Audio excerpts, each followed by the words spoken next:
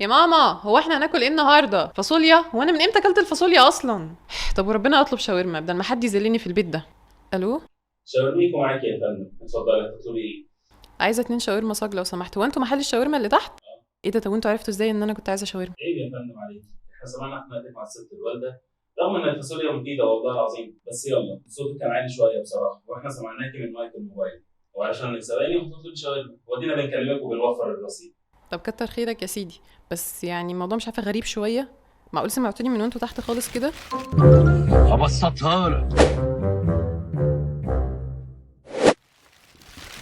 لو انت بتفكر في نفس اللي انا بفكر فيه، فانت اكيد بتحس احيانا ان في حد بيراقبك وعارف كل افكارك، لدرجة انك اول ما تتكلم مع واحد صاحبك انك عايز تشتري منتج معين، هتلاقي تلقائي كده الانستجرام والفيسبوك والتيك توك واي ابليكيشن عندك بدأ يظهر لك اعلانات المنتج اللي انت قلت انك عايزه. ولو غيرت رأيك لمنتج تاني، برضه هتلاقي الاعلانات دي بدأت تظهر لك على المنتج التاني. فتبقى مبسوط من جهة انك لقيت اعلانات جاهزة توفر عليك التدوير، بس في نفس الوقت بقيت قلقان ومتوتر من فكرة انك متراقب. وهو ده بقى تحديدا الموضوع اللي بيشرحه لنا بالتفصيل كتاب ستيفن بيكر اللي عنوانه الرقميون أنت مراقب 24 ساعة. لو افترضنا انك بقالك 3 شهور بتتصل بالمطعم اللي جنب البيت الساعة 4 تطلب نفس الأكلة ما بتغيرهاش، بعد مدة ال3 شهور دي لو فكرت تسأل ايه المعلومات اللي يعرفها صاحب المحل عنك، على الأغلب هتقولي الأكلة اللي باكلها واسمي، لكن الواقع غير كده خالص. وخليني أقولك ليه. لأن كل فعل بتعمله نقدر نحلله بصورة معقدة جدا. فمثلا في حالتك دي صاحب المحل أصبح عنده عنك شوية معلومات من فعل واحد بس، زي إنك بتحب الأكل الجاهز جدا، إنك بتتغدى بدري الساعة 4، إنك إنسان مش بيمل بسرعة بدليل إنك بتاكل نفس الأكل لمدة 3 شهور من غير ما تغير، وإنك مش بتنزل من البيت لأنك ولا مرة اتأخرت عن ميعاد طلبك ولا طلبته على عنوان تاني، وأخيرا إن الست الوالدة أكلها مش أحسن حاجة علشان أنت بتتغدى كل يوم من بره، أو مثلا إنك عايش لوحدك وما بتعرفش تطبخ. شوف كم المعلومات اللي اتعرف عنك من فعل واحد بسيط. اهو ده بالظبط نفس اللي كل المنصات الرقمية بتعمله معاك يوميا من خلال مجموعة من الخوارزميات. خليني اقولك ايه الخوارزميات دي بشكل بسيط. هي حاجة اشبه بالروبوت، بيقوم بدور موظف الارشيف اللي بيمشي على المعلومات الموجودة عنك عشان يخزنها في دفاتر ويبعتها لأي منصة عايزة تعمل لك اعلانات. والاهم من كده انهم بناء على المعلومات دي بيحللوا رغباتك واهتماماتك وكمان افكارك، علشان يقدروا يخلقوا جواك رغبات شرائية زيادة ويحولوك كائن استهلاكي عنده رغبة في الشراء بلا هدف. وخلي بالك ده مش كلامي، ده كلام بيكر المؤلف، وانا على باب الله زي زيك وبشتري، بس احيانا صراحة بتذاكى وبتجاهل الاعلانات دي، فواحدة واحدة بتختفي. دلوقتي يجي في بالك سؤال مهم جدا تسألهولي. طب هو انا يعني مهم للدرجات دي علشان كل مواقع الانترنت تجتمع عليا وتقرر تعرف اهتماماتي وتوجهها وتتحكم فيها كمان؟ يعني فلوس الستاير الزرقاء اللي انا هشتريها علشان شقتي هي دي اللي هتطور الاقتصاد العالمي؟ هقولك في الحقيقه بس مش قوي كده، وخليني ابسطها لك اكتر. خلينا الاول نخرج من حيز مشترياتك انت والاسره الكريمه ونبص لنطاق اوسع شويه. لو الصبح قررت سيده اعمال انها تفتتح مصنع ميك اب مثلا، انت عارف طبعا فلوس الميك اب بتكسب قد ايه، او انتي هدفها الاكبر هيبقى ايه؟ اكيد هيبقى انها تعرف الناس بتدور على انهي منتجات بالظبط، فتقوم تنتجها وتبيع لعدد كبير جدا من السيدات علشان ارباحها تزيد. ايه بقى اللي ممكن يسبب نجاح ساحق للمصنع ده او خساره ساحقه؟ بالظبط اعجاب الناس بالمنتجات. والطريقة الأذكى علشان الناس يعجبوا بالمنتجات بتاعتي، الطريقة المضمونة، هي انهم يكونوا اصلا معجبين بيها بالفعل من قبل كده. فصاحبة المصنع تعمل ايه؟ تسلط اللي يدرس تفضيلات الناس من الاول، ايه الاسعار اللي بيحبوا يشتروا بيها، ايه المنتج الغالي اللي هيدفعوا فيه كتير، وايه المنتج الرخيص بالنسبة لهم. ويا سلام بقى لو تقدم لهم المنتجات دي بديزاين على كيفهم، وتعمل لهم اعلان مطرقع يحبوا فكرته ويحفظوا اغنيته. ارجع بالذاكرة كده معايا لكل رمضان عدى عليك، مش كل سنة بيبقى فيه اعلان او اتنين شغال على نغمات الحان قديمة او اغاني قديمة، لان النوستالجيا بتاكل جدا مع الناس. اهي الشركات اللي عايزه تعرض منتجاتها في السوق بتدفع سنويا ملايين الدولارات للشركات اللي بتجمع معلومات المستهلك المستهدف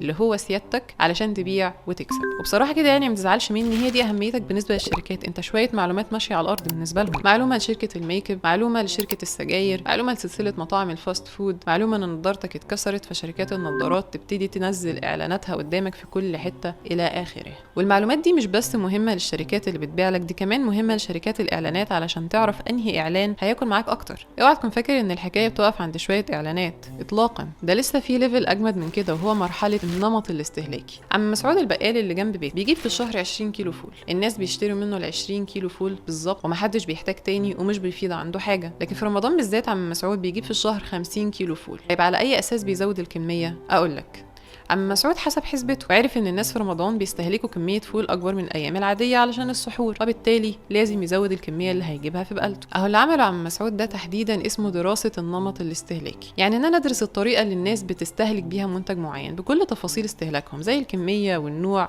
والفترات اللي بيستهلكوا فيها والفترات اللي لا. انت ممكن تعتبر البقال ممشي الامور بالفهلوة، بس على العكس ما هو الكومن سنس بتاع اي تاجر مراقبة المستهلك بتاعه. فعلى هذا الاساس بتعرف الشركات هي هتنزل انهي نوع وبانهي كمية وعلى فترات قد ايه، بل كمان بتعرف اذا كانت هتعمل انواع جديدة من منتجاتها ولا لا. وخد التقيلة دي بقى، دول بيستغلوا دراستهم لنمط استهلاكك في طريقة ترتيب المنتجات قدام عينك في الهايبر ماركت علشان تشتري اكتر. وخد دي كمان، دول بيستخدموا علم النفس علشان يعملوا خصومات ودعاية واعلانات تخلق جواك رغبات شرائية ما كانتش موجودة اصلا، فتلاقي نفسك بتشتري منتجات ما انتش محتاجها اصلا، زي ابرار اختي كده. حبيبتي يا ابرورة، بهزر طبعا.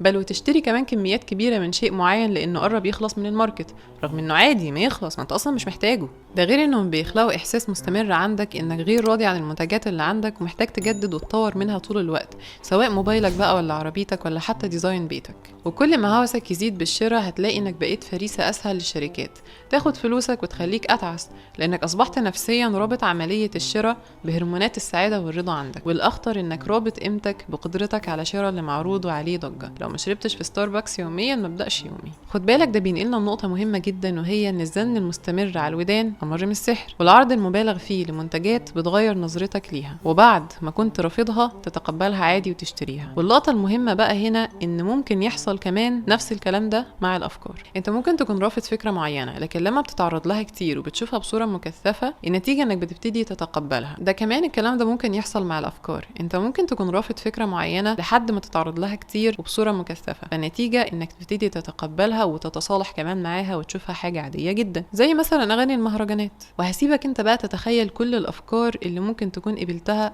بشوية زن صغيرين. المهم انك دلوقتي لو حاسس ان في حد بيتلاعب بيك او بيتحكم فيك، فالحمد لله انت كده على اول طريق اليقظة. المهم بس تبقى عارف ان كل التلاعب والمشاكل اللي حصلت لك والمنتجات الكتير قوي عندك اللي ملهاش لازمة، اللي فعلا ملهاش لازمة، هي بسبب ان الشركات بتراقب معلوماتك 24 ساعة. فخليني اخيرا اقولك ان اهم شيء تعمله دلوقتي هو انك تحافظ على خصوصيتك علشان تحمي نفسك من دايرة التلاعب دي كلها، وتخف شوية من متابعة البلوجرز وخاصة بلوجرز الانستجرام، وتركز شوية مع بلوجرز اليوتيوب زي كده، وتعملي لايك وشير وسبسكرايب وتكومنتلي في الكومنتات وتقولي عايز تسمع ايه. ابسطها لك.